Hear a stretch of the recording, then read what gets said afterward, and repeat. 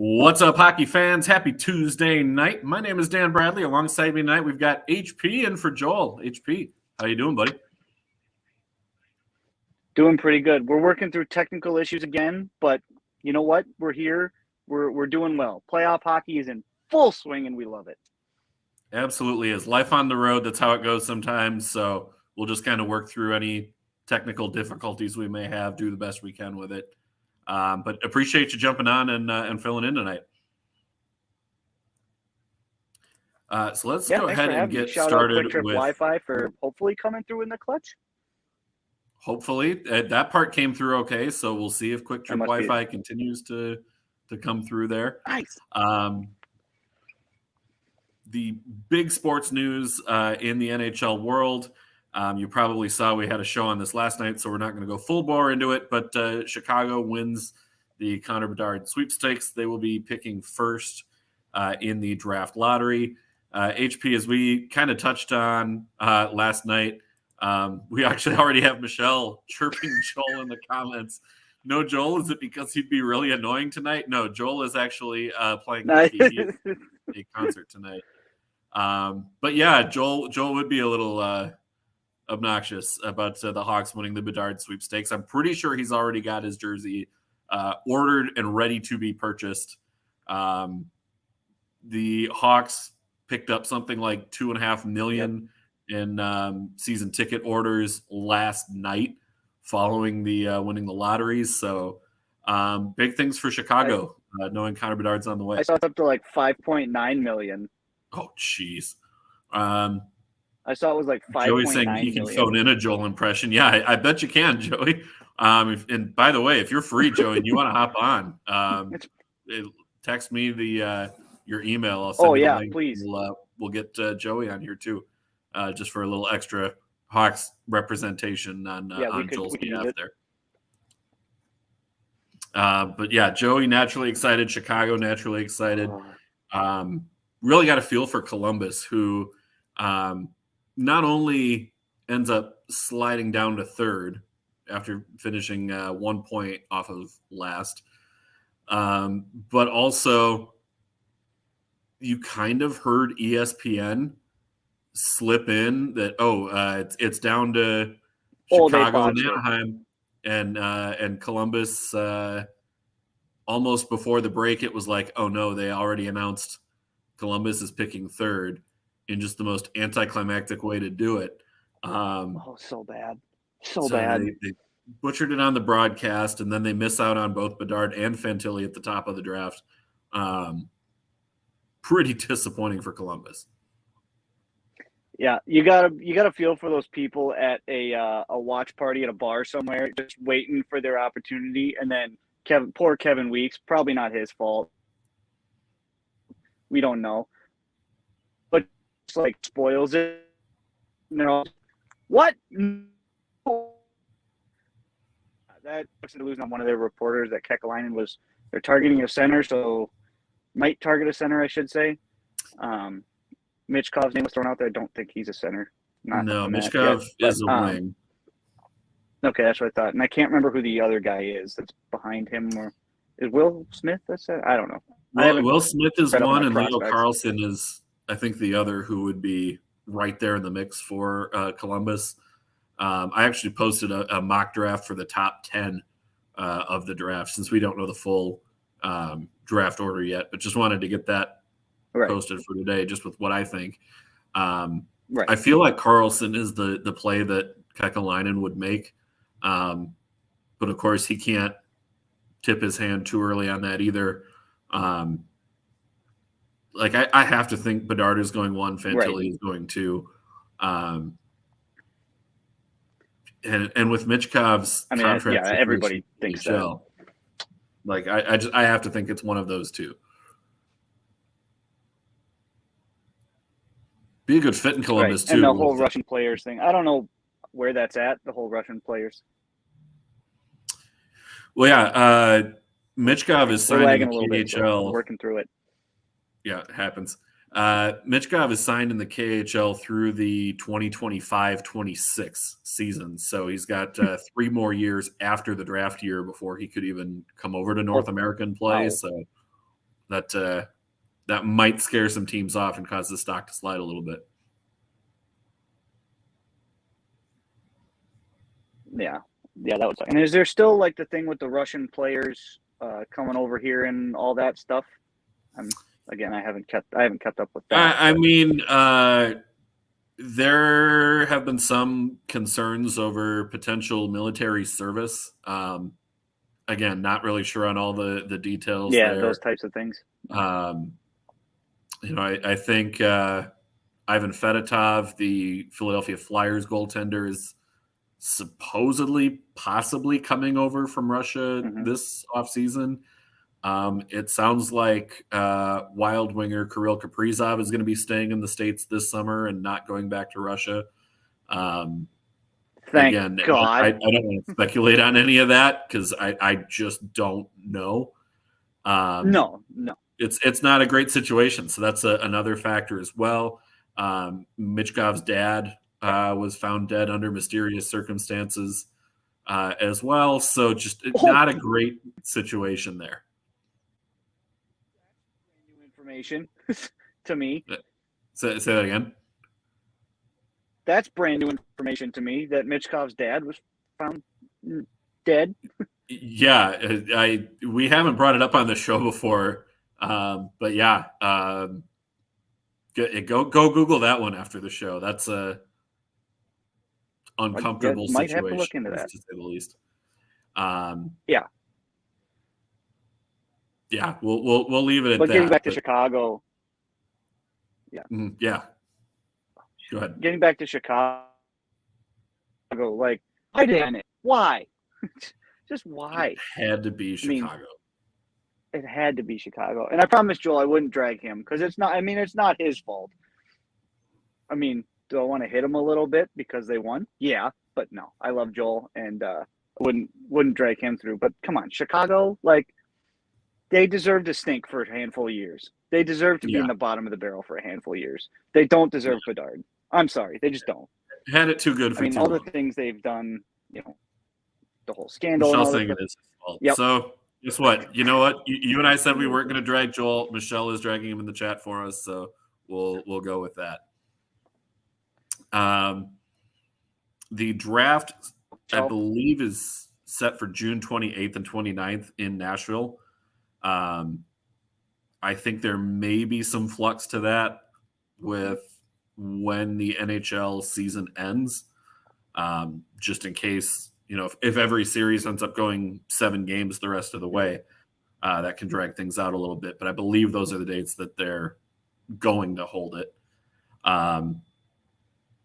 I almost can't wait to get there, but also I do not want to rush through playoff hockey because we have had some very good playoff hockey so far. And before we talk about some second round action, want to bring up Gabriel Landeskog in the news out of Colorado today. Just a rough situation for Landeskog, who is expected to miss all of next season, the 23-24 season. He is having a knee cartilage replacement surgery. My understanding of this HP is that it's for his long-term health, it's a relatively successful surgery to do and an important one to get. But there is a very decent chance that he will never be able to skate at an NHL level again following a long surgery or I shouldn't say a long surgery, but a tricky surgery to do and a potentially very long rehab and recovery time following the surgery. Yeah, I also read I read on Twitter, I think Mark Mathot, also had the same surgery and said it's brutal to come back from, and I think he said he didn't skate the same after it. But it's great for Landeskog's long-term health. Yeah, that's what Mathot had said, was that he was never able to skate at an NHL level again, although Mathot wasn't necessarily the fastest skater to begin with, but it goes beyond just your actual speed. It's your endurance. It's your acceleration. It's how do you move side to side. It's can you stay balanced through a hit. That's so much more than just what is your top speed. You've got to be able to do all of that. And it can be a lot on the knees. Yeah, knees are a huge part of, just hockey in general. I mean, for the Mullets, anytime a guy gets, hit in the knee or something, I'm worried because knees are just such an important part of like a player's game, side to side, pushing off that skate or pushing off the game momentum, all that stuff. Just knees are so important. They really are. Joey asking in the chat what age Mathat had the surgery. I'm not sure. He didn't post it on the I don't Twitter. either. I don't know. Michelle, your knees need to meet your needs. Yes, they do. Oh my God. Life is something else. Yep. She's great. But looking at what that means for the Avalanche for next season and potentially beyond that, Landeskog wears a letter. He's been the captain for quite a few years, and he is signed with a $7 million cap hit through the end of the 28-29 season. If he is somehow able to play again, it's tough to see how he lives up to the value of that contract. I hope he can, just for the sake of wishing well for the player. But that's a long time. I think it's very likely we see the LTI retirement coming into play here, so that he'll still get the money that he's due. The cap hit is there, but for a team that's trying to get to the cap floor, cough, cough, Arizona, if he's not able to go, I see the potential for Landeskog being set to Bettman Island in the desert. And Bettman Island. That's what it is. It's under Bettman's rules. Everybody can go there to retire and enjoy it, and not have to play in a 5,000 seat arena. Sad, right? It is. We have a goal. Retired, which, if you're injured, that's not great. We have a goal for Carolina. The Hurricanes taking a 2-1 lead on the Devils about midway through the second period here.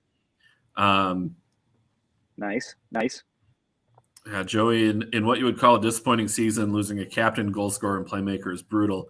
As far as the contract, glad he inked it. Signed for what you did in the past, which is why contracts are controversial half the time. Yeah. Definitely his absence was felt during that first round playoff series against Seattle. And we talk about being a captain, being a leader for that team. Everybody knows McKinnon, Rantanen, Makar, those guys are the guys that you're leaning to score, but you need somebody to, fire up the boys, to, make a big hit, block a shot, make a play. Like that's Landeskog's game. That's what he does. And just mucks things up for everybody, creates space for those other guys. And honestly, like the line chemistry with McKinnon, Landeskog, Rantanen, those three, one of the most formidable lines to play against when everybody is healthy. Absolutely. That line is a three-headed monster. Just a line you don't want to play against at all. The Avalanche, they have a lot of talent beyond that, so I think they'll be okay in general. Obviously, missing him in the locker room and missing those gritty things that he did is gonna be huge. But they still, they had some health issues throughout the season, but they made the playoffs handedly. They were the 1 seed in the West. So they didn't slouch their way through the regular season. So I think they'll be okay. Again, it sucks that they have to lose him for a whole season, but I would be willing to bet that he's around the boys most of the season. So when he can be, obviously. So that should help. But I think, I'd expect him to be rehabbing, at the team facilities, and he's probably not going to be on the ice doing non-contact drills for a while. No. But I would think the last thing that he would do is close himself off and not be around the team in some capacity. I don't know if Colorado does like an in-building let's play hockey or anything like that, but I would think at some point having Landeskog at the game to fire up the crowd. Maybe that's for the season opener next season to drop the puck pregame or something like that. Hockey teams love doing things like that when you've got a player who's down like that. And it would absolutely get whatever the new Pepsi Center is. That's not what they call it anymore. I can't remember the name of it. Ball Arena. Ball Arena. But to just get the barn rocking, I could see something like that. He's going to come out and sing all the small things. Yeah, that too. And looking at just peeking at cap friendly here, a lot of guys whose contracts are coming off the books, which the way that they structured it, because McKinnon's new deal starts to take effect next year. So doubling his cap hit from 6.3 to 12.6. That's going to be big, but also, Eric Johnson not coming back at $6 million. He might come back at a much lower price than that. You're not sure what's going on with Valeri Nichushkin, whatever's going on there. Yeah. He missed the boat with the end of the playoffs for Colorado. I heard a noise from the TV. I was checking to see if we had another goal. But Comfer, Eller, Rodriguez, Cogliano, Helm, Nieto, all unrestricted free agents. Newhook, Mulligan restricted. Eric Johnson, Jack Johnson, and Bo Byram, all on expiring. Bo Byram. Yep. Byram, I think he's going to end up on a bridge deal. I don't think he's going to get a 6, 7, 8 year deal. I think he's probably looking at a 2 or 3 year deal just to show like, hey, can you stay healthy? Can you take on a bigger role with this team? Yep. Ton of upside with Byram. But he's got to stay healthy and get on the ice, and that's been a problem thus far in his career. Yeah, a lot of big names on those UFA lists too. Cogliano, who else did you say? You guys, some good names on that list. On that list of UFAs that they probably want back. Yeah, I would think they'd want JT Comfer back for sure. I think that would be a good one to. Oh yeah, him too. That's that name, but yeah, him too. Let's take a look at some of the other second round matchups. We mentioned right now we've got the Carolina Hurricanes and the New Jersey Devils. It is unless they're showing replays of the same goal, it might be 3-1 now. Yes, it is 3-1 Carolina at the halfway mark of the second period. 3-1. So Carolina is starting to turn the tides a little bit. We kind of thought that maybe a younger New Jersey Devils team, a huge series win to get by the Rangers in the first round. Did they, burn out a little too quickly on that series and spend it all in Game 7 of that one and not have enough left in the tank for their series with Carolina? It almost looks at this point like that may be the case, down 3-1 at home in Game 4. Yeah, I really thought they were going to come up big here in Game 4 after just absolutely wiping the floor with Carolina in Game 3, 2? What? Yeah, Game 3. And I think it was on Chicklets today. No, it was on 32 Thoughts. Friedman said they might as well just start every series down 0-2. They play better down 0-2. But yeah, a young Devils team looks like they're tiring pretty quickly after they blew it all in the Rangers series. Yeah, we have David in the chat saying, speaking of burnout Carolina, Toronto, we'll get to them in a minute. And we got a couple other questions from Kyle here in the chat to pick your brain on here too. So we will get to those, so please just hang on for that there. But we did want to get through the playoff talk here. Do you think oh boy, now 4-1 Carolina. It is unraveling in New Jersey. That's 3 goals. Are you serious? 4 minutes. Yep. Oh. So assuming that Carolina holds on to win tonight, back to Carolina for Game 5. The Hurricanes are 10-2 in the postseason at home over the last 2 playoffs. So not a place where you want to go and try and keep your season alive. I would think at this point, probably looking at Carolina in 5 there.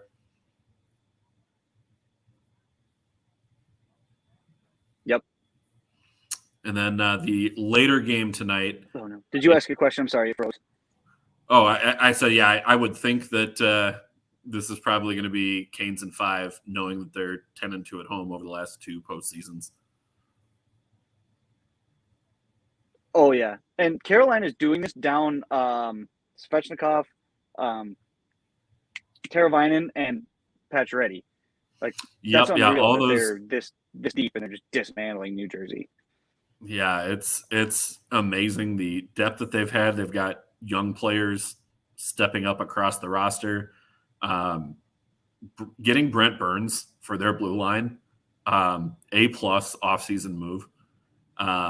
We went back and said bringing in Pacioretty and Burns at the start of the season was just an A+ offseason for Carolina, and they have really impressively, even more so now, I think, in the playoffs, lived up to the expectations we had at the beginning of the year. I actually went back and checked the tape the other day.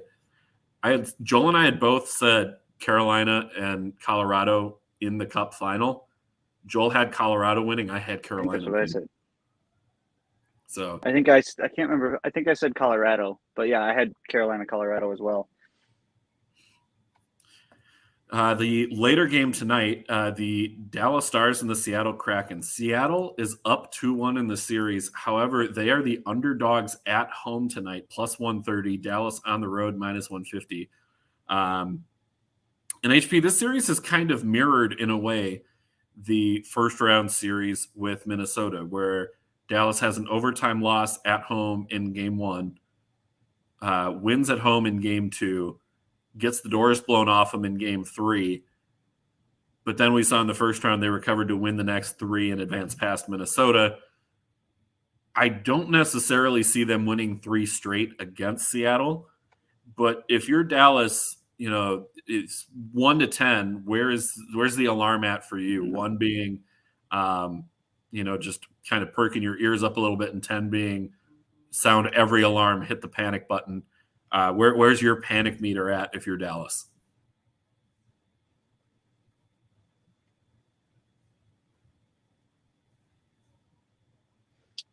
I would say about a 4 or a 5, because it depends on which Jake Ottinger you get in the rest of the series. Because oh no, what do we got? We got you. You're good. Oh, are you there? Yep, we're here. We're good. Okay. Sorry, friends. I said 4 or 5, depending on which Jake Ottinger you get, because he got blown up in Okay.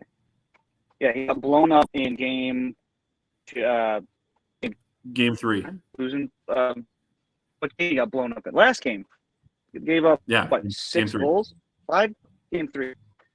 Yeah. 5. So it depends on which Jake Ottinger you get. If he plays out of his mind like he did against Minnesota, he could win the next 3. Yeah, I think they can get done in at least 7. I still say Dallas wins in 7. Yeah, I do think Dallas. Oh. Yeah, if they lose tonight or tomorrow, or tonight. All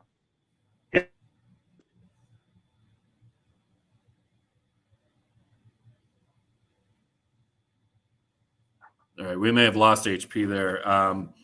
HP, if you're still there and you're still able to hear me, I'm with you. I think the panic meter is at about a 5. Ottinger in 2 of his last 3 games has allowed career highs in goals against for playoff games, with 5 in game 1 and 5 against in game 3.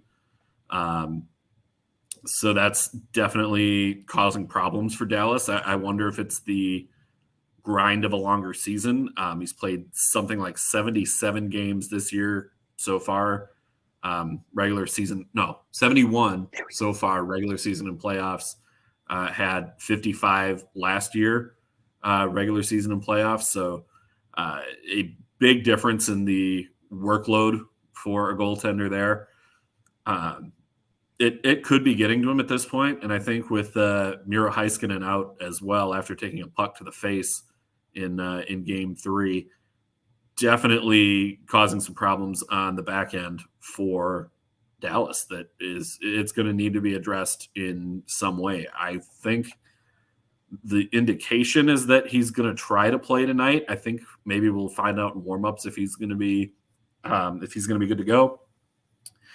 But we may not know until puck drop whether or not he's going to be in the lineup tonight. In fact, we should check Twitter on that one, see if there's an update from Dallas if Heiskanen is in or out. Heiskanen. Looking ahead to okay, Heiskanen was on the ice for Morgan State and was called a game time decision. Pete DeBoer said everyone skated, so I would call him game time, but looks good. So I would be surprised if for some reason he doesn't. But it looks like Heiskanen's going to be in the lineup tonight for Dallas, and if he is able to play at the level that he usually plays at, that's a big get for Dallas.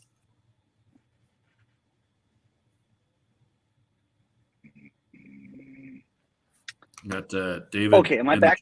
Here. Your video is not back. Your audio might be. We've got David saying, "I'm impressed with Seattle making it this far." Yeah, I'm very impressed with Seattle making it. I think compared to what Vegas got out of the draft versus what they got. Seattle very much built 2, 3, 4, 5 years down the road with their expansion draft, and Seattle, I should say, they built 2, 3, 4, 5 years. Vegas was like, we're going to maybe try that and see what we can wing here. And it just happened to click and work far better than I think anybody really had expected that they were going to be able to do. But Seattle, how can you not talk about Philip Grubauer and what he's done for the Kraken between the pipes this postseason? Had an .890 save percentage in the regular season, and he's up to .918 in the playoffs. Best of any goaltender this postseason.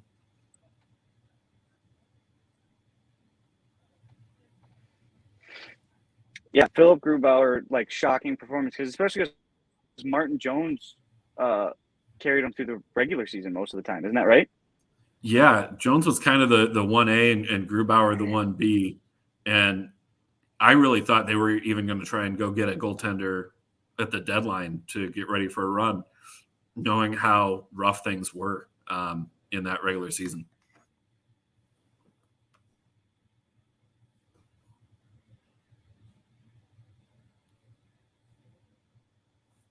So looking ahead to actually, I'm going to save the look ahead for tomorrow for the oh man, more technical difficulties here. Yeah. Everybody knock on wood and send some good vibes that HP's internet will hold through for the rest of the show here. But yeah, let's get into. I might. That doesn't sound great.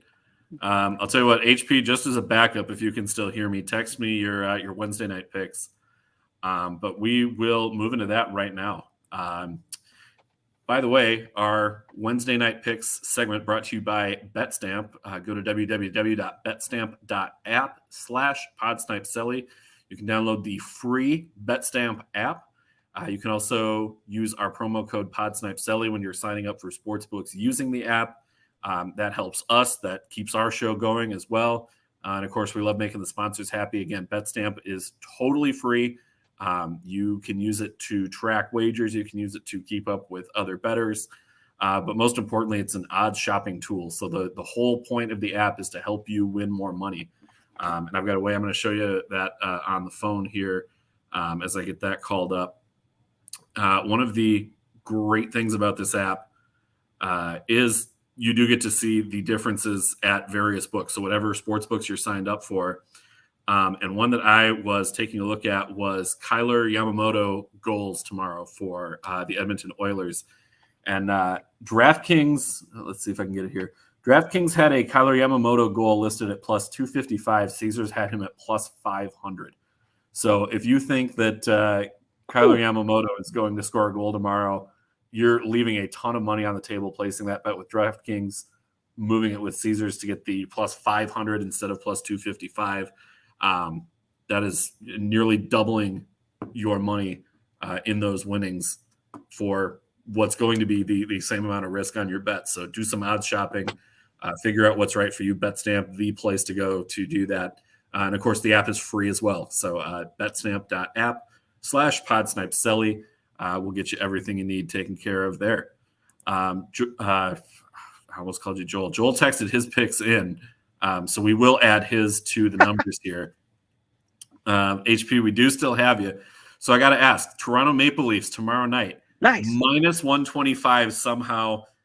Could any team other than the Leafs be down 3-0 and still be a road favorite facing elimination, facing the sweep? No. Toronto Maple Leafs minus 125 at the Florida Panthers plus 105. HP, I know where your heart is at. Your heart is with our boy Sergei Bobrovsky. Where is your head at for this game?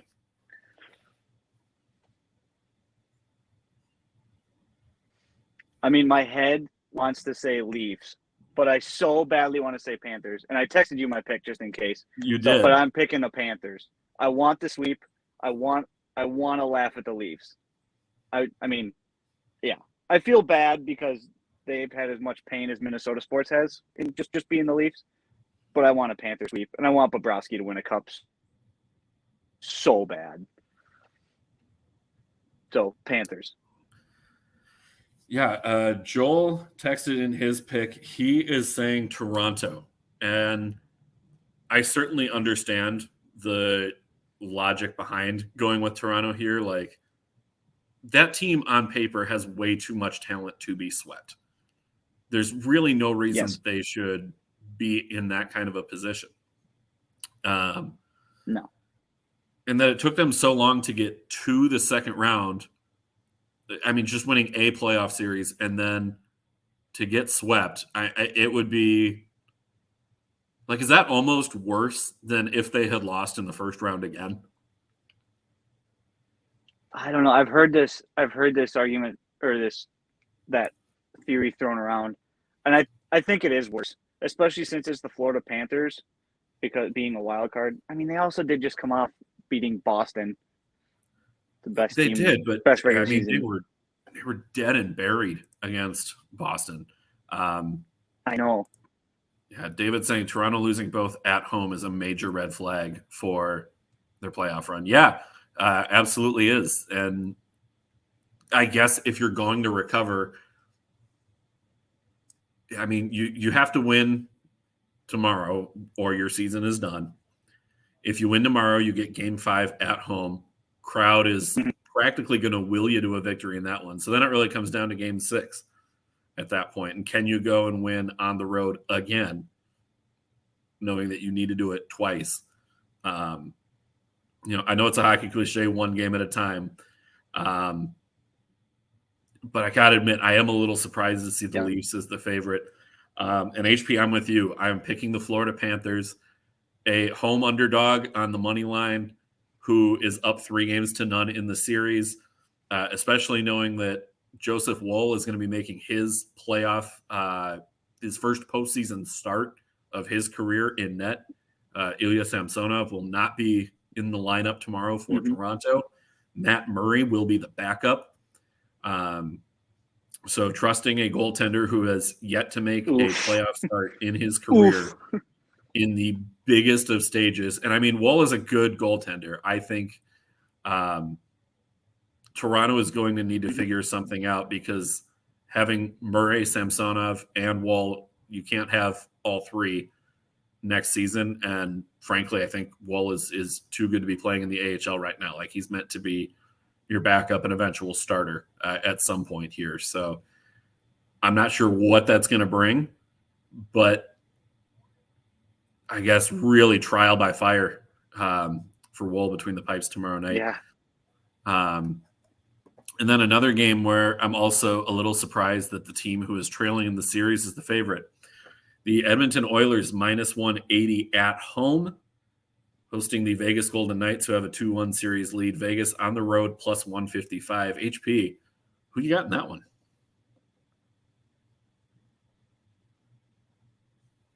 Let's see. I got the Oilers because they cannot lose 2 at home. They can't lose 2 at home. They got to get out of Edmonton with another win. So give me Edmonton, and Leon and McDavid will score, maybe multiple times. Oh boy, I'm so torn on this one. Joel also said Edmonton, and as I've mentioned on Wednesday night picks before,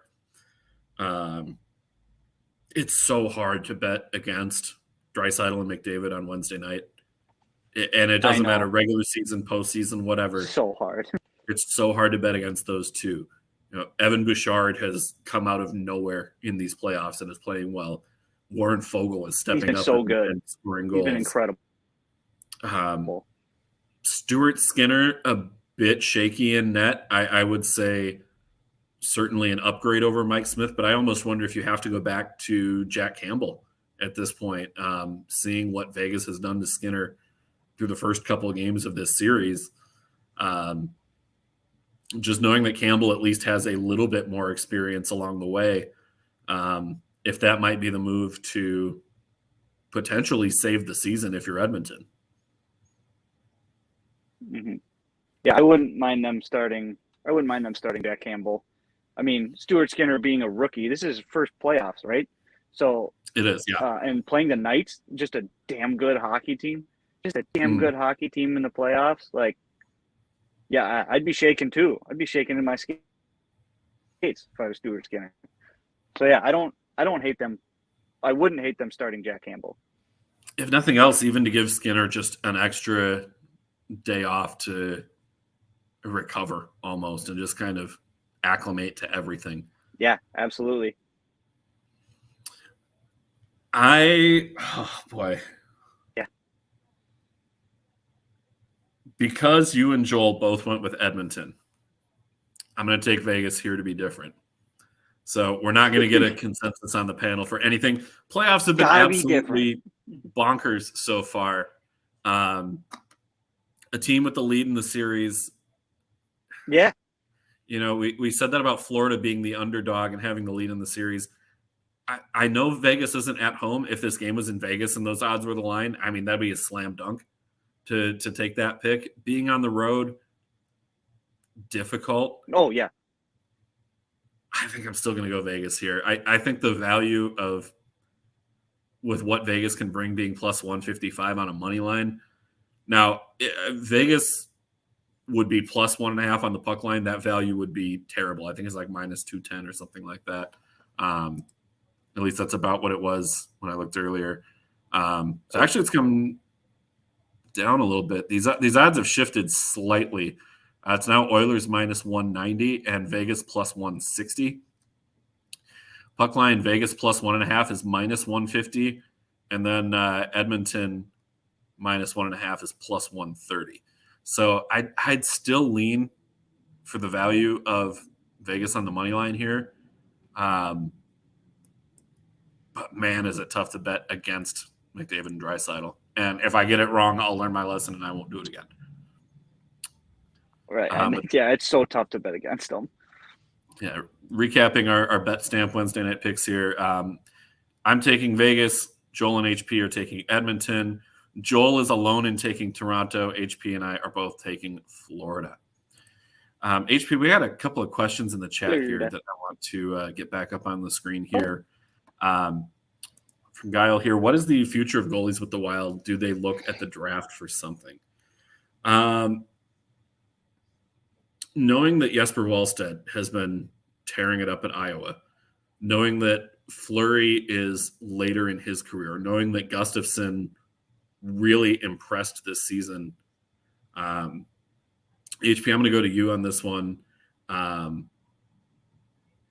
a proponent of drafting a goaltender every year, whether you need one or not, just because in case it works out. It's almost like taking a quarterback in football every year, just knowing that if you can find a star, you got to take your chance and go for it if your scouting department thinks you've got something in the works there. But it's still not necessarily something that I would consider the Wild's biggest need. What do you think on that one? No, it's definitely not their biggest need. I think you'll get Gustafson. He'll get signed somehow. So you got another year of Gustafson and Fleury, which I don't hate that as a Wild fan. And then past that, you'll get I think we can see Wallstead next year. We'll see him at least a couple games. I would bet, get him some NHL action. Beyond that, you'll get, I would hope, would be a Gustafson Wallstead tandem after Fleury inevitably retires. But in this draft, I wouldn't hate them taking a goalie in the later rounds. I don't think you need to take a big swing like they did with Wallstead last year. So yeah, I would say they look maybe a later round for a goalie, but the goalies look pretty good for us coming down the pipeline. I mean, Wallstead and then Gustafson being young and showing out like he did this season. So I like that tandem going forward, especially coming out of the Parise-Suter cap hits, because that'll be your tandem when Billy Guerin can really put a damn good team together. Yeah, and I think beyond that as well, knowing that you do have Hunter Jones in the system as he was with the Iowa Heartlanders for most of the year. Yes, Hunter Jones too. I think a couple of starts maybe, or at least times that he dressed with the Iowa Wild. Zane McIntyre in the mix too. It's not like they have a crowded goaltender room, but it's not like they have an empty goaltender room either. I think if you have one that you like, that you think is good value at that spot, go for it. Otherwise, I'm okay with trying to address some other needs. I do think I would be very surprised if the Wild's first round pick isn't a center. I could see a case for going out and getting a right wing if someone maybe falls on the board a little bit, or again, you're going for who you think is the best player available. But to me, I think center depth and a long-term wing that you're going to pair with Boldy and or Kaprizov, those are your big needs right now. Yeah, I would absolutely agree with that.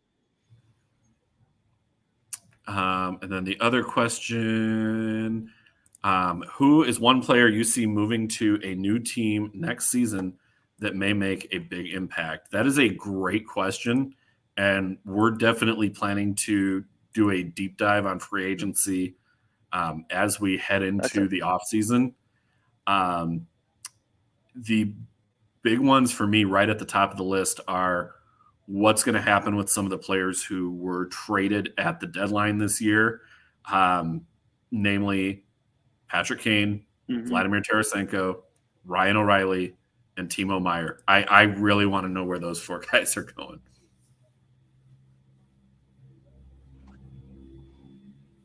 Yeah, I would agree. I don't have a list of all the potential free or pending UFAs in front of me. So, but those four, or off the top of my head, but those four are the big names that I'm very interested to see where they go. I think wherever any of them go, they're going to make an impact. Maybe not Patrick Kane as much. No offense, Joel. Not saying he's washed or anything like that. Just he hasn't been the player he has been. So he might not make as big of an impact as the other three. Right. But, and you look at Patrick Kane is 34, Timo Meier 26. Like, Timo Meier is still going to be in his prime for a few more years. Kane is, I think it's safe to say he's no longer in his prime. Right. Yeah, it's safe. It's definitely safe to say he's no longer in his prime. Yeah, selfishly, I want to see where Matt Dumba is going to go next year. I hope that his time with the Wild has not come to an end. I was just going to say that. But if it has, I would love to see him go somewhere else, get a change of scenery, get kind of a fresh start, and really take off. Like, I am a Matt Dumba fan. Love him as a person, love him as a player. Yes, he's been some headaches for the Wild at times, but love what he brings to the table. And I know that wherever he goes, fans are going to love him. Like, how can you not love Matt Dumba? Yeah, yeah. I've grown to love Matt Dumba. I wasn't a huge fan of his, nothing that he did or did not do, and I've grown like seeing what he's done outside of the hockey world, or outside of the ice and locker room. Just incredible. I mean, he was nominated again for the Cold King Clancy. Is that right? That sounds right. Yeah. Yeah, he did get nominated for that again, didn't he? Yeah, just today that came out. Yeah. So and what he's been in that locker room is just huge. So it's going to be tough probably losing him for that reason. But I mean, we can't afford to keep him, or unless Billy G pulls a rabbit out of his hat, you know. Yeah, it would take something at this point, and it seems like, like as Michael Russo put it, Dumba just always seems to find a way to stick around. There were 2 expansion drafts that he somehow he got protected through both, and there was a lot of thought that he might go in either of the expansion drafts. There was thought that the Wild weren't going to be able to re-sign him on his last deal to get something done. He made it through the trade deadline each of the past 2 seasons when there was talk of him being potentially on the way out. And he's just continued to find a way to stick around. So I know they certainly like Dumba as a person and a player, and they would want to keep him around if they could. I just don't know organizationally how that's going to work.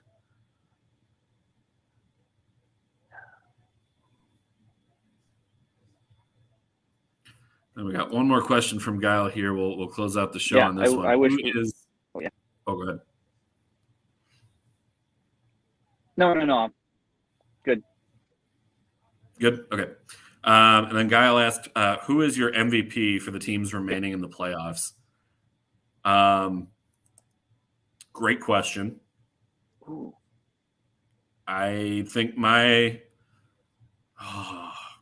yes. It's ask me again at the end of the second round. Because I don't just want to say Draisaitl, but for me, Draisaitl or Tkachuk have been the top 2 in the playoffs so far.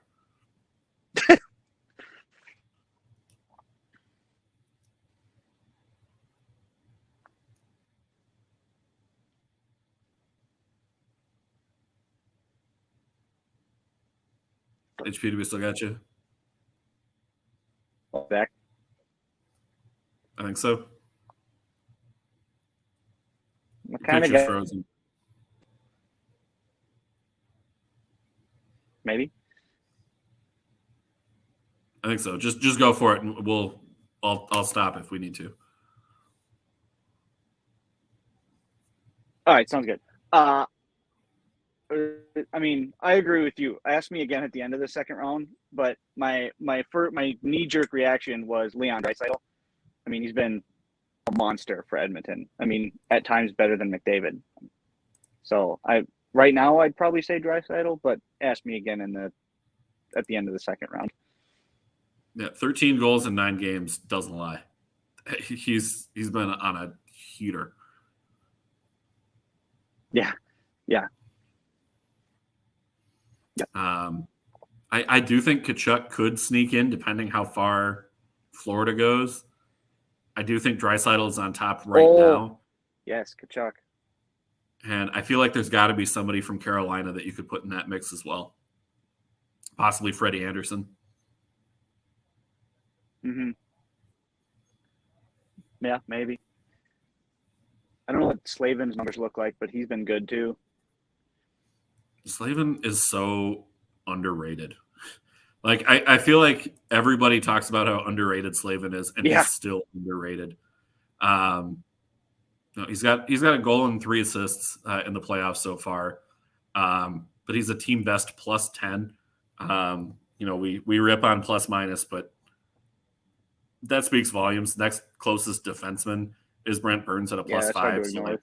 So Slavin just he always makes the right play. Like, he's exactly what you want in a D-man. Yeah, exactly. And Burns has been good too. I mean, he could be in a conversation. Elliot Friedman on 32 Thoughts mentioned him for his possible Conn Smythe right now. Or, leading the pack for the Conn Smythe right now. I'd love to see Burns win a cup. I'm not saying that. I know. I feel like if there's a player who could rival the bender that Ovi went on after winning a cup, Burns's bender, if he wins, would rival that. He's gonna go in the woods somewhere with his military backpack and go hunt a deer with his bare hands. He'll climb up the mountain and then he'll bring a goat back down in the cup, and it'll still be a live goat. He'll just have tamed it enough to just be sitting in the cup as he brings it back down. Yeah, it'd be entertaining. Just a baby. I think that's probably a good place to hang them up for tonight. So HP, once again, thank you for jumping in for Joel tonight, and always appreciate having you on the show. We're hoping that we're going to have you as a bit more of a regular next season here as we get things going. Yeah, and I promise I'll get the technical issues fixed and hopefully not have to come live from the road. So yeah, as much as we can get you live from home, we'll take it. Looking forward to being on a lot more next season. So, and hanging with you guys. Awesome. That's it for tonight's show. Yep. Thank you, everybody. Yeah, we'll get technical issues fixed. My banner is going to be technical issues. So there we go. Thank you, everybody who watched, commented throughout the show. We are live Tuesday nights at 8:00 p.m. Eastern. Be sure to like, subscribe, and follow on Twitter, Facebook, and YouTube at Snipe Celly. And one more reminder as well to get that BetStamp app, www.betstamp.app, or you can search BetStamp in your Apple or Android store. The app is free. Use our promo code PodSnipeCelly when you sign up. You can also use that to sign up for other sports books through the app. You don't have to place any bets through BetStamp, but you can sync it to your book as well. But you don't actually place any of your bets through BetStamp. Check them out, betstamp.app/PodSnipeCelly. He's HP. I'm Dan. Joel is rocking out somewhere. Enjoy the rest of your night, everybody. Peace.